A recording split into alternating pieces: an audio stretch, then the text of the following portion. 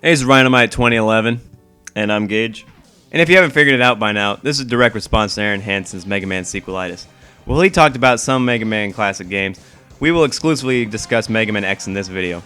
We must point out that Arin is able to speedrun the game very well and is familiar with the other Mega Mans, while Mega Man X is our first Mega Man game and we have no previous knowledge of the series. We would like to start out by saying that we would agree with most of what Arin had to say in his Sequelitis video. However, we noticed he overwhelmingly focused on the tutorial level of Mega Man X. The beginning level is designed very well, the wall sliding and jumping part in particular, but he neglected to talk much about the main part of the game. One thing that sticks out to us as the actual game starts is that, like the previous Mega Mans, it is non-linear. This means that you can progress through the game in the order of your choice. While this may sound great as it gives the player more freedom and encompasses them more in the story, this style of gameplay does come with some problems. Here's Gage to explain about the opposite first.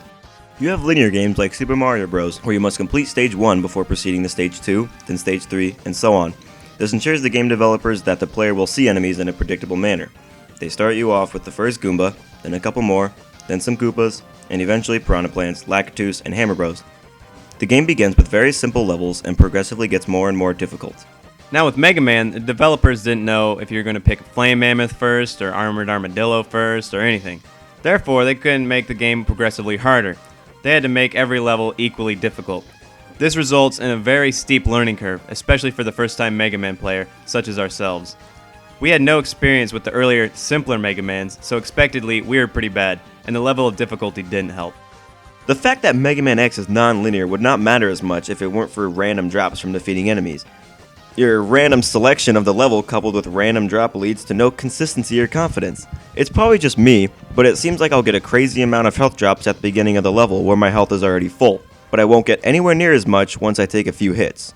Overall, there's far fewer drops than I'd like, further increasing the overall difficulty. The most surprising thing about Mega Man X for me was the amount of what I will call cheap shots. Generally, when a game has cheap shots, it gets crucified for it, but I haven't heard any complaints about them. I'm talking about a part where it's next to impossible to avoid getting hit the first time you see that part. For example, take Chill Penguin's level. There's a Robo-Rabbit that is shorter than many enemies and also happens to be on a decline, which makes it impossible to shoot him until he jumps again. Later on, after you get the mech suit, you bridge a gap to meet another mech suit waiting for you. Unless you're ready for him, he can just punch you down the slope to your death. There's a bat that's on screen to the right for a short amount of time, where you might not even notice it yet. Then it flies left, and you lose sight of it behind a pillar in the foreground.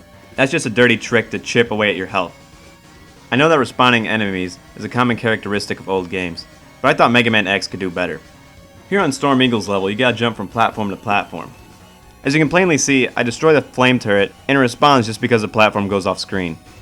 If you happen to beat Storm Eagle's level before Spark Mandrills, you'll experience consistent blackouts. But if you didn't trounce Storm Eagle yet, there are no blackouts. In these blackouts, you can see yourself, the enemies, and their projectiles, but unless you have a photographic memory and can visualize your movement, you have no idea where you're going. X stays in the center of the screen, so you have no stationary reference point on the background when he moves. Your only option is to wait there like an idiot for the light to be restored. Not to mention there are bird-like enemies that fly on screen faster than you can react. And to top it all off, look where they fly, the landing zone for your required jump. If that's not cheap, I don't know what is. Here we are on Flame Mammoth's level. Observe how the blue robot on the conveyor belt shoots and hits me, but I shoot and miss him. There are too many instances of I can shoot you, but you can't shoot me in this game. Yet another unfair advantage for me to overcome. Now let's take a look at how many spike wheels you need to jump over. All these wheels are coming from above, which makes jumping over them an agitation. Yeah, I can hear you already. Just shoot them. Well, X can only shoot horizontally, and the wheels come from an elevation. You have to wait until they're right in front of you to shoot them, which is usually too late. On Armored Armadillo's level, there are multiple occasions where you ride a roller platform. It has a spike on the front that kills all enemies in your way, but it also has a spike on the back.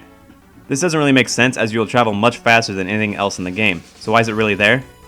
The only function I have had the pleasure of finding is impaling yourself before you get on. Also, if you ride the platform without ever jumping off, you will be carried to your death. So you have to jump off before it descends into whatever kills you below the screen. Seems simple enough, but since you're going so fast, that cuts your allowed reaction time down. That still wouldn't be much of a problem, except you cannot overcome your inertia. Even if you jump before the trench, you will continue at the platform speed as if you were still on it. Another unnecessary nuisance is when you fall down this long descent. You have no idea what's at the bottom, so you just watch and wait. As it turns out, a large tunneling machine is waiting for you on the right half of the screen. It doesn't even attack you, but if you find yourself on the wrong half of the gap, your health bar will suffer. Why couldn't they just block that side of the hole, or at least put the machine slightly off screen, is beyond me. In Launch Octopus's level, the second mini-boss pulls and pushes you with the current of the water. This normally wouldn't be too important, except there's not one, but two gaps that are a short drop away from an insta-death spike pit. There's no safe spot from the water currents, so you are always at risk. The longest stretch of ground is only 2 blocks wide, which leaves you with a fraction of a second to react and save yourself. And don't forget that you still need to dodge 90-degree turning arrows and deal some damage of your own to the metal beast. Speaking of mini-bosses, there's this guy on Sting Chameleon's level, and I have to say, he's one of the worst mini-bosses I've ever encountered. This guy is extremely easy, especially in comparison to the rest of the game. He has way too much health for how easy he actually is. It's just tedious to keep firing the same way for 2 minutes. Literally, I played him for 2 minutes. It's like fighting a Metapod that just uses Harden over and over and over again. You just use the same attack and it does nothing, and you just keep going and keep going and keep going, and it's just aggravating. FYI, they're both green. Coincidence? Yeah, probably. All he does is jump around. Due to the difficulty and high frequency of cheap shots in multiple levels, Mega Man X requires level memorization. In my opinion of video games, level memorization should come naturally as you put time into the game, not as a requirement to advance. It just becomes homework to memorize and perform instead of acting in real time. It's a real burden that should never be demanded of a player. The only alternative to this would be to continuously shoot off screen at potential enemies, and what fun is it to wear your thumb out just shooting at a vacant screen? Hey, this is Gage. I'm back and I'm talking about Mavericks. The main problem I have with Mavericks is that they have too much health and their attacks are too strong. You fight all the way through a barrage of enemies to finally get to a boss room only to die to a completely overpowering force. You would think a fully charged blast would damage them significantly, but it hardly even puts a dent in their health bar. I can't tell you how many times I felt like I fared pretty well against a Maverick, then died to see I only took down a third of their health. To think I have to do 3 times better against them to barely scrape by with the victory is discouraging. Each boss does have a weakness, but Boss A is weak to the power-up you get from beating Boss B, but you have to beat Boss C to receive Boss B's weakness. But Boss C's weakness comes from beating Boss D, and it's all just a loop back around to Boss A. That means, at least in theory, the first stage you choose should have the toughest boss, according to the weakness pattern. This further enforces the struggle with the novice Mega Man player. The first boss is the toughest? How does that even make sense? And how does he even get the power-ups? By killing an eagle he gets a physical gun and armor upgrade? Anyways, this circle of weakness reminds me of selecting your starter Pokemon. No matter which of the 3 Pokemon you pick, your rival will always have the type advantage. The only difference here is that your first battle with your rival is very easy because their Pokemon only has normal type attack so far, which is not your weakness, and they are bad at battling this early in the game. So you beat them easily, while still foreshadowing tougher battles later. Because it's linear. The boss battle with Sting Chameleon was particularly troubling for me. He drops spikes from the ceiling in random spots. They fall in a way that if you're lucky enough to evade one, you'll probably walk right into another. I could forgive this if it weren't for his annoying ability. He turns invisible as he relocates for his next attack. Now, while he is attacking, you are too busy dodging him to attack. Your best shot is to hit him while he is invisible. The only problem is that he cannot be injured in his translucent state. You spend half of the battle just waiting for him to pop up again. Didn't the guys at Capcom know that invisible and invincible are 2 different words? Just because you can't see him doesn't mean you shouldn't be able to harm him.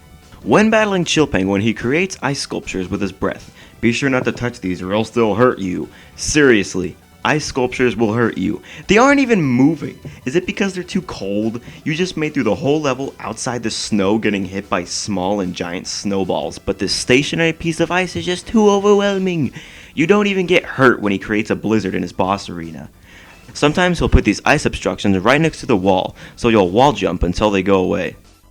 Which can take an awkward amount of time if he uses the same attack over and over.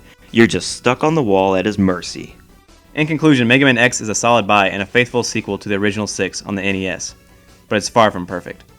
Hell, Ocarina of Time has been called the perfect game, but it still has its fair share of criticisms. In no way are we calling Mega Man X a bad game. We just highlighted what we thought were flaws. Go watch Arin's Sequelitis if you haven't already to see all the things the game does right, because as I've said before, it is a well-crafted and agreeable video. His skill may have blinded him slightly from these flaws. He has a love for Mega Man, but we are more indifferent to the game. Go subscribe to Ego Raptor. You can also subscribe to John Tron and their combined channel, Game Grumps, starring Barry. Quentin.